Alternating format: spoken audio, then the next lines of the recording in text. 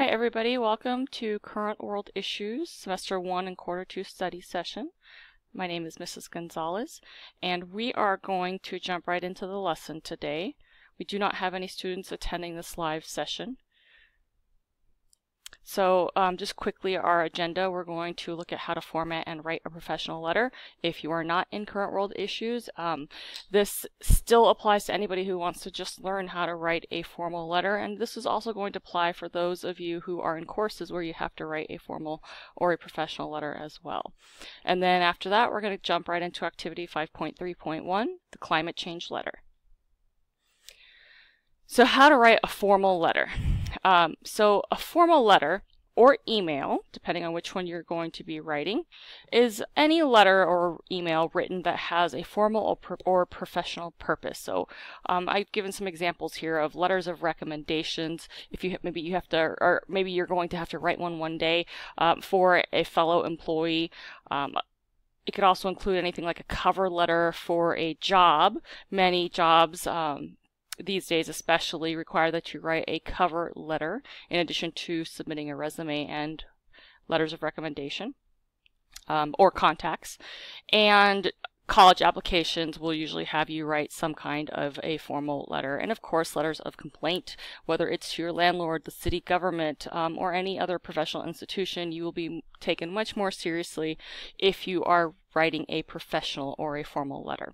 So how is a formal letter different than a standard letter or email? Well, it's not casual. So it's not the same type of letter you write to a friend or like a text message. It's very, very different because there are certain formats that you have to follow, layout, and also rules. So remember the difference between formal and an informal letter or email. So why should you learn how to write this type of letter? I kind of went over a little bit previously, but number one, it's required in coursework. This course requires it. Other courses I know for a fact in U.S. government, you do have to write 2 letters, 2 professional letters. So great skill to have in that sense. Also, many workplaces require that you know how to write a formal or professional letter. For instance, even just to get a job, you might be asked to write a cover letter, and you might be asked to write a formal letter as part of your job. So it's important that you know how to do this, and knowing this now, you're going to have a head start. Number 3, personal situations may require it. Writing a letter of complaint, as we discussed previously. Maybe you're writing a request for yourself or family member, perhaps even you're writing a request for your child for school, or you are applying for college. So many different situations in which you are going to need to write a formal or a professional letter. Okay, so we're just going to take a look right now at an example of a formal letter as well as the format. So let me jump over to that screen.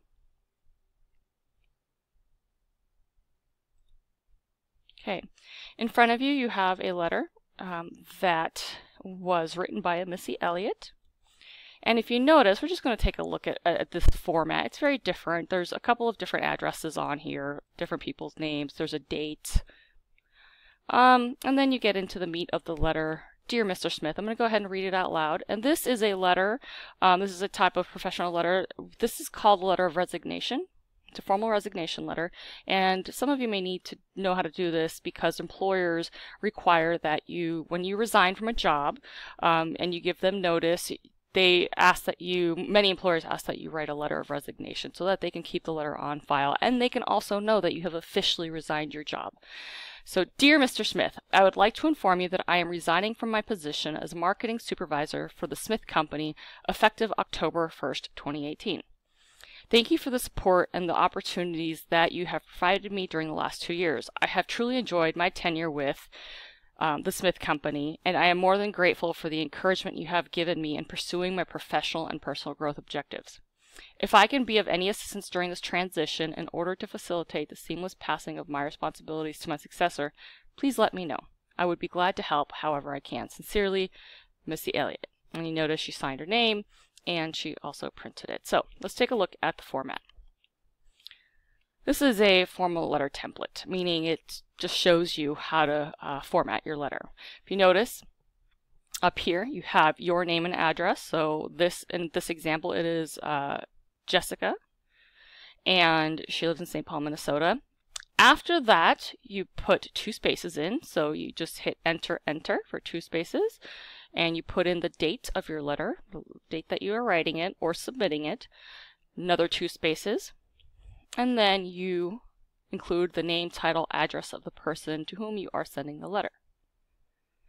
You insert 1 space, dear whoever you're writing the letter to, another space, and then you type the body of your letter here. So this is where you tell the politician or business manager what you want them to know.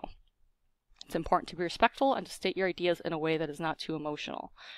You put a space in once you're done writing it, sincerely, 4 spaces, and then you want to sign your name here in cursive and then put your name down at the bottom. There are some sources here if you want additional information on how to create or how to format your letter, but this is an excellent example right here, as well as the letter from Missy Elliott to Mr. Smith. And if you do need a copy of this letter because you would like to keep it for yourself for reference, please feel free to contact me. You can contact me through your course chat. I'll have a little bit of information on how to contact me after this session.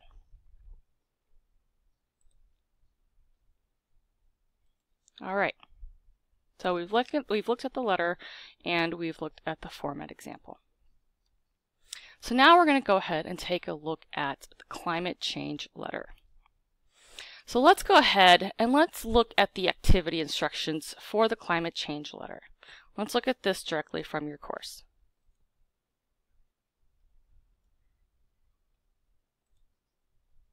I'm going to log in to my Current World Issues Semester 1 class. And I know it is 5.3.1 Climate Change Letter.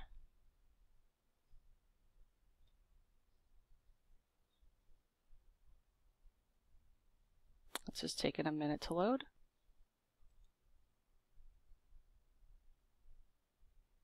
All right, so here are the instructions for climate change letter. We may all be affected by global climate change, either now or in the long term. For this reason, it is important to reach out to our elected officials and voice our concerns. Using what you have learned in this unit, write a letter to your local government about your concerns for climate change and what citizens can do to help minimize its effects. Your letter needs to be 2 paragraphs and include the following. So note, this is 2 paragraphs and it's outlined for you here. What do you need to have in paragraph 1? Paragraph 1, what is climate change and what are the possible effects on your community? Why is this topic important to you? So that's paragraph 1. In paragraph 2 in your letter, you are going to write the following. What are 2 solutions that will help reduce climate change in your community? Make sure to explain their benefits and outcomes. Feel free to send your letter in to your local government if this is something you are truly passionate about. Visit this link to view an example of a letter and how to find contact information for your local government. So I'm not going to click on the climate change letter. That's something that you can go ahead and look at.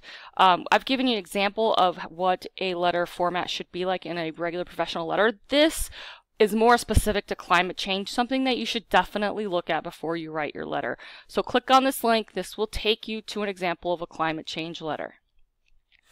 Once you have written your letter, you click Start button to begin your activity, and that is where you submit the activity. And we're not going to do that quite yet because we are going to go back to our presentation. And this was going to be for our live session, but everybody can partake in this. How many sentences are in 1 paragraph typically? So you're being asked to write 2 paragraphs. And in each paragraph, you need to have, standard is 5 to 7 sentences. So make sure that when you are writing a paragraph, you remember that the rule is 5 to 7 sentences per paragraph. Okay, so before you begin this assignment, first of all, make sure that you have read all of the lessons in Unit 5. Very important that you do that because you need all of the background information for Unit 5 to be able to do this last assignment in the unit. Focus especially on these lessons and activities. So 5.1 talks about climate change. What is climate change? 5.1.1 is climate change review. So it's just a review of that lesson. If you want to take a look at that, feel free to. 5.2 talks about the effects of climate change. So if you remember, you have to write about what climate change is and how it's going to affect you and your community. 5.2.1 is the activity that goes with 5.2, so if you want to review, you can do that. And then 5.3 also addresses solutions for climate change. So it's very important that you look at 5.1, 5.2, and 5.3 specifically. Review those, look at what climate change is, how it affects your community, and solutions. So let's just look through some of those right now.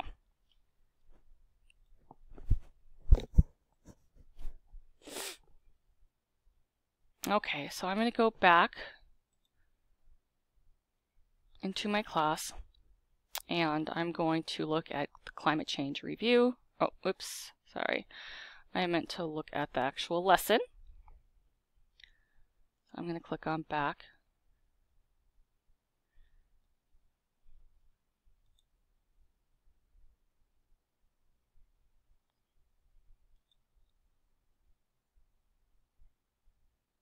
I'm sorry, I'm clicking on the wrong things and my computer's taking a little bit of time to load. Alright, so lesson 5.1, what is climate change?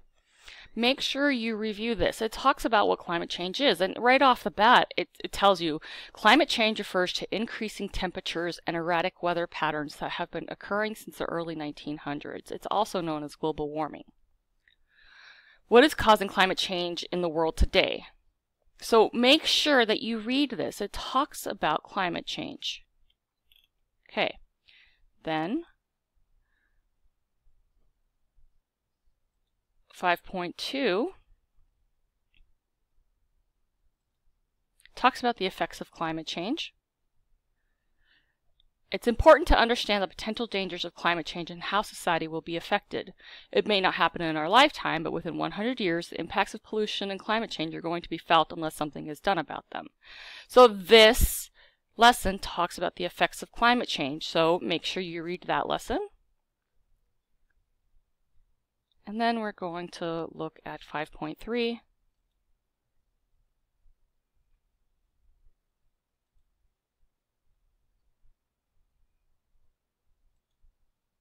which is solutions for climate change.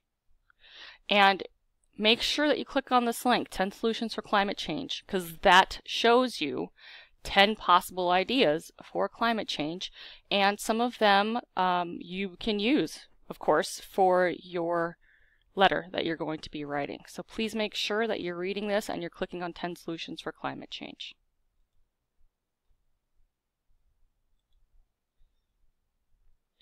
Alright, so before you begin this assignment, you also should read the assignment instructions several times and ask yourself the following. Do I understand the instructions? If you understand the instructions, great, move on. What if you don't? Read them again.